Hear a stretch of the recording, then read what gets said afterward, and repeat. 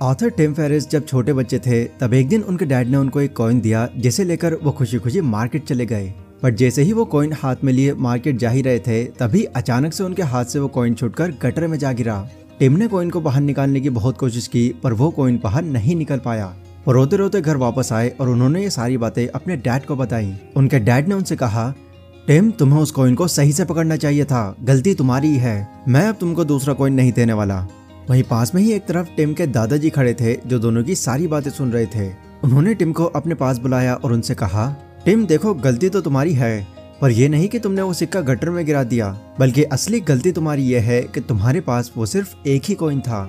इतनी कम उम्र के टिम को उनके दादाजी की ये बात बहुत ज्यादा असर कर गई, जिसके बाद उन्होंने फिर ज्यादा उम्र अपनी ना जाया करते हुए काम करने शुरू कर दिए, क्योंकि वो अपने बचपन में ही ये समझ चुके थे कि लोगों के पास सिर्फ पैसा होना इम्पोर्टेंट नहीं है बल्कि बहुत ज्यादा पैसा होना इम्पोर्टेंट है। टिम को अपना पहला काम एक आइसक्रीम के पार्लर में मिला था, जहां पर उनको साफ सफाई का बहुत ध्यान रखना था, जिसमें नॉर्मल टाइमिंग उनकी इस जॉब की 8 घंटे थी। पर शॉकिंगली वो अपने काम के अंदर इतने ज्यादा माहिर हो गए कि वो अपने 8 घंटे के काम को सिर्फ एक ही घंटे में कर लेते थे। फिर बाकी टाइम वो घर पर जाते और अपनी फेवरेट बुक कुंग फू मैगजीन पढ़ने लग जाते। एक दिन जब ये बात पार्लर के हेड के कानों में पड़ी कि टिम अपना सारा काम 1 घंटे में ही कर भागता है, तो ये सुनकर वो बहुत गुस्सा हुए और उनको जॉब से ही निकाल दिया और जाते जाते ये कहा कि तुमको हार्डवर्क की कोई कदर नहीं है बेटा, एक दिन तुम समझोगे कि हार्डवर्क कितना जरूरी होता है। जिसके बाद टिम घर आए और इस सोच में पड़ गए कि क्या वाकई में खुश रहने के लिए हार्डवर्क जरूरी है। तो इस पर उनके मन से आवाज आई, बिल्कुल नहीं। फिर इसके बाद उन्होंने इस कॉन्सेप्ट पर इसके बारे में बहुत ज्यादा रिसर्च की एंड जो भी इस दौरान उन्होंने सीखा प्लस जो भी उनका एक्सपीरियंस था उन सभी को मिलाकर इस टॉपिक पर उन्होंने एक पूरी बुक लिख डाली जिसका नाम उन्होंने रखा द 4 आवर वीक वर्क, जो आज के टाइम में सबसे ज्यादा सेल होने वाली बुक्स में से एक बन चुकी है। इस बुक में वो बताते हैं कि कैसे गधे की तरह दिन रात मेहनत किए बिना भी लोग पैसे कमा सकते हैं। इवन वो खुद बिना मेहनत किए हफ्ते में सिर्फ 4 घंटे काम करते हैं और बहुत सारे पैसे कमा लेते हैं। तो चलिए इस कमाल की बुक के पॉइंट्स को समराइज करते हैं और देखते हैं कि टिम ने हमको इस बुक में और क्या क्या सिखाया है। So let's begin. Old rich versus new rich. शुरुआत में ही टिम लोगों से एक पब्लिक ओपिनियन लेते हैं और पूछते हैं कि आपके अकॉर्डिंग रिच बनने का तरीका क्या हो सकता है। अगर आप ये सवाल लोगों से पूछने निकलेंगे तो मैक्सिमम लोगों का कुछ इसी तरह का जवाब होगा। सबसे पहले तो भाई अपनी फॉर्मल एजुकेशन पूरी करना, फिर मास्टर और पीएचडी डिग्री परस्यू करना ताकि अच्छी जॉब मिल सके, फिर दिन रात मेहनत करके अपनी जॉब से पैसे सेव करके उसे हाई रिटर्न देने वाले एसेट्स में लगा देना, जिससे कि जब उनकी रिटायरमेंट की एज हो तब तक उन्हें उनके इन्वेस्टमेंट पर बहुत ज्यादा पैसे बन जाएं और वो अमीर बनकर अपनी लाइफ एंजॉय कर सकें। कई लोगों की बस यही सोच होती है और शायद आप में से भी किसी की होगी, पर टीम के पर्सपेक्टिव से देखा जाए तो ये एक बहुत ही बेकार प्लान है, क्योंकि ये करके आप अपनी रिटायरमेंट तक अगर अमीर बन भी जाएंगे लेकिन फिर भी आप अपने ड्रीम्स को अचीव नहीं कर पाएंगे और उस वक्त आपको पता है आपके बाजुओं में इतनी ताकत भी नहीं होगी कि आप अपनी उस वेल्थ को एंजॉय भी कर पाओ। इसीलिए टीम यहाँ पर ये न्यू रिच का कॉन्सेप्ट इंट्रोड्यूस करते हैं और कहते हैं कि ज्यादातर लोगों के लिए रिच बनने का सिर्फ एक ही मतलब होता है और वो होता है बहुत सारे पैसे कमाना, जबकि रियल में जो रिच बनना होता है वो 2 चीजों पर डिपेंड करता है। पहला है टाइम और दूसरा है मोबिलिटी, मतलब आप किसी काम को करने में कितना टाइम दे रहे हैं और आपने उस काम को संभाल कैसे रखा है। टिम कहते हैं कि अगर आपको न्यू रिच बनना है तो आपको रिटायरमेंट की एज तक इंतजार करने की कोई जरूरत नहीं है और ना ही हर वक्त सेविंग्स और इन्वेस्टिंग करने की जरूरत है। आपको बस कोई ऐसा काम करना है जिसे आप दुनिया के किसी भी कोने में बैठकर सिर्फ एक लैपटॉप और इंटरनेट कनेक्शन के साथ ऑपरेट कर सके। जैसे फॉर एग्जांपल एक सोशल मीडिया इन्फ्लुएंसर हो गया, वो कहीं भी चले जाएं वहां जाकर भी वो अपने काम को कंटिन्यू रख सकते हैं, जिससे उनका काम भी होता रहता है और उनको पैसा भी मिलता रहता है। यही नहीं, जितने भी ब्लॉगर्स, यूट्यूबर्स, इन्फ्लुएंसर्स, ब्लॉगर्स, ये सभी इसी कैटेगरी में आते हैं। और मैं भी एक यूट्यूबर ही हूँ तो आप मान सकते हैं कि मैं भी इसी कैटेगरी से हूँ, क्योंकि वैसे तो मैं एक इंडियन हूँ, पर अगर कुछ टाइम बाद मैं अमेरिका के अंदर भी चला जाता हूँ तो वहाँ से भी मैं अपने इस काम को इजीली कर सकता हूँ एंड वहाँ से मैं वापस इंडिया कभी भी वापस लौटूं, मेरे काम को कोई फर्क नहीं पड़ने वाला। तो है ना ये दोनों तरफ से विन विन सिचुएशन।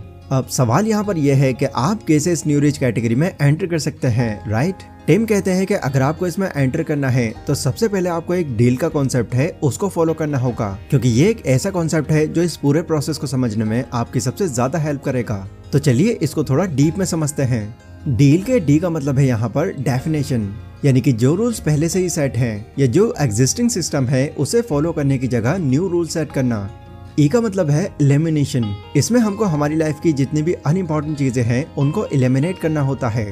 ए स्टैंड करता है ऑटोमेशन को, मतलब कि आपका जो कैश फ्लो है आपको उसे ऑटोमेट करना होगा। एंड लास्ट एल का मतलब है लिबरेशन, यानी जो काम आप कर रहे हैं उसमें फ्रीडम अचीव करके उसमें मोबिलिटी लाना। तो सबसे पहले बात करते हैं डी यानी कि डेफिनेशन के बारे में। टिम मानते हैं कि अगर हमको अपनी लाइफ में दूसरों से ज्यादा अचीव करना है तो हमें उनसे हटकर चीजें सोचनी और करनी भी पड़ेंगी, क्योंकि अगर हम सोसाइटी में पहले से ही सेट रूल्स को फॉलो करने लगेंगे तो हम भी उतना ही अचीव कर पाएंगे जितना दूसरे करते हैं। इसका एग्जाम्पल देते हुए टिम कहते हैं, जब वो ट्रूसन कंपनी में काम कर रहे थे तो उन्होंने नोटिस किया कि कंपनी में जितने भी लोग हैं वो सभी 9 to 5 के क्लाइंट्स के साथ मीटिंग फिक्स करने में बिजी रहा करते थे। बट इतनी मेहनत करने के बाद भी वो मुश्किल से सिर्फ 2 या 3 क्लाइंट्स को ही मीटिंग के लिए कन्वेंस कर पा रहे थे, जो बहुत ज्यादा टाइम लगाने के बाद बहुत ही कम रिजल्ट था। तो जब उन्होंने इस बारे में सोचना शुरू किया कि आखिर ऐसा क्यों हो रहा है, तब उन्होंने रियलाइज किया कि क्लाइंट से बात करके मीटिंग फिक्स करने में उनको सबसे ज्यादा प्रॉब्लम उनके सेक्रेटरी और असिस्टेंट जैसे गेट कीपर की वजह से होती है। इसीलिए उन्होंने सबकी तरह 9 to 5 के क्लाइंट्स की क्लास लेने की जगह मॉर्निंग में सुबह 8 से 8:30 तक और शाम में 6 से 6:30 तक ही अपने क्लाइंट्स को कॉल करना शुरू कर दिया। एंड आपको बिलीव नहीं होगा कि सिर्फ 1 घंटे ही ऐसे कॉल करके उन्होंने कुछ ही टाइम में मीटिंग्स के नंबर में बहुत बड़ा जंप ला दिया। इवन उनकी मीटिंग उन लोगों से भी डबल हो गई जो इसके लिए डेली मेहनत करते थे, जिस वजह से उस कंपनी में कम काम करके भी टिम बाकियों से बहुत ज्यादा पैसे कमा लेते थे। टिम यहाँ पर अपना एक बहुत ही शानदार कोट बताते हैं जो है लेस इज नॉट लेजीनेस, मतलब कि कम काम करना आलस नहीं है। हमें बचपन से ही ये सिखाया जाता है कि ज्यादा पैसे कमाने के लिए हमको मेहनत भी ज्यादा करनी होगी, जबकि असल में तो हमारे काम करने की ड्यूरेशन यानी किसी काम को हम कितने टाइम में कर रहे हैं, इससे ज्यादा हम उस काम को कितने इफेक्टिव तरीके से कर रहे हैं ये मायने रखता है। क्योंकि जब बात न्यू रिच की होती है तो उसमें जो हमारा टाइम होता है वो पैसों से ज्यादा जरूरी होता है।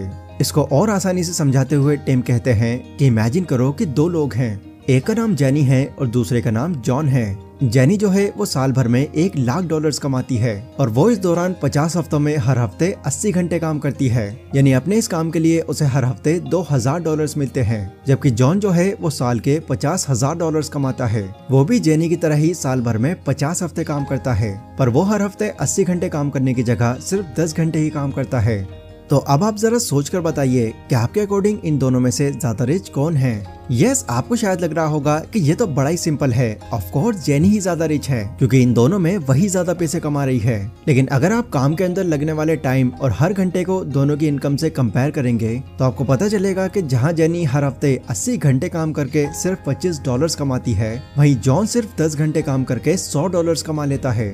मतलब रियल में रिच जेनी नहीं बल्कि जॉन है। डील का सेकंड वर्ड है यहाँ पर ई यानी कि एलिमिनेशन।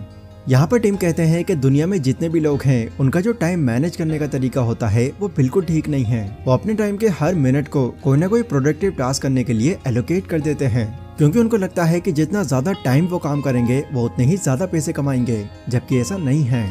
टिम इस बात को एक्सप्लेन करने के लिए पेरेटो प्रिंसिपल को इंट्रोड्यूस करते हैं, जो कहता है कि लोगों को 80% रिजल्ट उनके 20% काम से मिलता है। वो अपने एग्जाम्पल देते हुए बताते हैं कि जब वो अपनी जॉब कर रहे थे तब उनको रियलाइज हुआ कि वहाँ पर उनके जो 4 से 5 कस्टमर्स थे उन्हीं से उनको सबसे ज्यादा रेवेन्यू होता था। इसीलिए उन्होंने अपने सारे कस्टमर्स को अवॉइड करके इन्हीं टॉप 5 कस्टमर्स पर मेन फोकस करना ज्यादा ठीक समझा, जिसकी वजह से बहुत ही कम टाइम में उनका रेवेन्यू काफी ज्यादा बढ़ गया और उनके वीकली वर्किंग आवर्स भी 80 घंटे से घटकर 10 से 15 घंटे हो गए।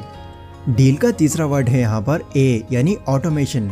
इसमें टिम कहते हैं कि जब आप अपने काम को अच्छे से डिफाइन कर लेते हैं और अपनी लाइफ की सभी अननेसेसरी चीजों को एलिमिनेट कर लेते हैं तो अब जाकर आपको उस चीज पर फोकस करना चाहिए जो आपको ज्यादा अच्छे से आता हो, क्योंकि जिस काम में आप अच्छे होंगे उसी काम की मदद से ही आप ज्यादा कमाई भी कर पाएंगे। और वहीं आपके काम का वो पार्ट जिसमें आप ज्यादा अच्छे नहीं हो या जिस काम को करने में आपको ज्यादा ही टाइम लग रहा है, उस काम को खुद करने की जगह आपको दूसरों से उस काम को आउटसोर्स करवा लेना चाहिए, क्योंकि ऐसा करके आप यकीन मानिए काफी ज्यादा टाइम बचा लेंगे। आउटसोर्सिंग करवाने का सबसे बड़ा फायदा एक ये भी हो जाता है कि जब आप ये करने लगते हैं तो कुछ ही टाइम में आपका एक ऐसा सिस्टम बन जाता है जहां अगर आप अपने काम को करने के लिए फिजिकली प्रेजेंट नहीं भी हैं तब भी आपका ये सिस्टम काम को करता रहेगा। लेकिन इस तरह से काम को आउटसोर्स करवाने के लिए आपको काफी ज्यादा पैसों की जरूरत पड़ेगी। इसीलिए टीम इसमें लगने वाली कॉस्ट को कम करने के लिए जियो आर्बिट्रेज को यूज करने की सलाह देते हैं। जियो आर्बिट्रेज का मतलब होता है कि दो जो अलग अलग मार्केट होती हैं उनकी इकोनॉमी के डिफरेंस का यूज करके अपने प्रॉफिट को इंक्रीज करना। जैसे मान लीजिए आपका खुद का कोई यूट्यूब चैनल है या फिर कोई ब्लॉग है जहाँ से आपको डॉलर में पैसा आ रहा है। अब भले ही आपको डॉलर्स के हिसाब से महीने के वहां से $3000 ही पड़ रहे हैं, पर अगर आप इनको इंडियन रुपीज में कन्वर्ट करेंगे तो ये अभी के रेट्स के हिसाब से होंगे लगभग 2,37,000 रुपए, जो एक छोटा अमाउंट तो बिल्कुल नहीं है। यही रीजन है कि आजकल मैक्सिमम फॉरेन कंपनीज इस टेक्निक का यूज करके इंडिया के लोगों से अपना काम आउटसोर्स करवा के बहुत सारे पैसे बचा लेती हैं। वैसे मैं बता दूं कि जियो आर्बिट्रेज का कॉन्सेप्ट सुनने में जितना ज्यादा इजी लग रहा है, हो सकता है इसे अप्लाई करते वक्त ये उतना आसान ना हो, पर अगर आप इसके वर्किंग पैटर्न को समझ लेते हैं तो डेफिनेटली आप इससे अच्छे पैसे कमा सकते हैं। एंड लास्ट, डील के एल का मतलब है लाइब्रेलिएशन। टिम कहते हैं कि आज के टाइम में मैक्सिमम लोग बस अपने रिटायरमेंट के बारे में सोचते हैं, इसीलिए वो अपनी पूरी जवानी हफ्ते के 80-80 घंटे काम करने में ही झोंक देते हैं, ताकि बाद में वो रिलैक्स होकर अपनी लाइफ सुकून से जी सकें और जो मन करे वहाँ घूम सकें। पर इस ट्रेडिशनल अप्रोच को जब हम फॉलो करते हैं तब हमको ये समझ आता है कि एक तो ना आपको रिटायरमेंट की एज में वो खुशी मिलती है और ना ही आप अपनी सभी इच्छाओं को उस एज में पूरी कर पाते हैं। इसीलिए 20 से 60 की एज में सिर्फ काम करते करते इस प्रीशियस टाइम को गवा देने की बजाय न्यू रिच लोगों की तरह काम करिए और खुद को रिलैक्स फील कराइए। एंड ये सब कैसे करना है, इस सब की जानकारी आपको इस वीडियो में मैं ऑलरेडी दे चुका हूँ। पहले जितनी भी बातें मैंने आपको बताई हैं वो टिम फेरिस की एक बहुत ही कमाल की book the 4 hour work week से ली गई है, जो आपको कम मेहनत करके ज्यादा अचीव करने के बिल्कुल प्रैक्टिकल रास्ते बताती है। ये वीडियो अगर आपको पसंद आई हो तो इसको लाइक और शेयर जरूर करें। इसी के साथ कमेंट सेक्शन में आप लोग मुझे बता सकते हैं कि अगली वीडियो आप कौन से टॉपिक पर चाहते हैं। पर अभी के लिए बस इतना ही। Stay safe, stay healthy, take care.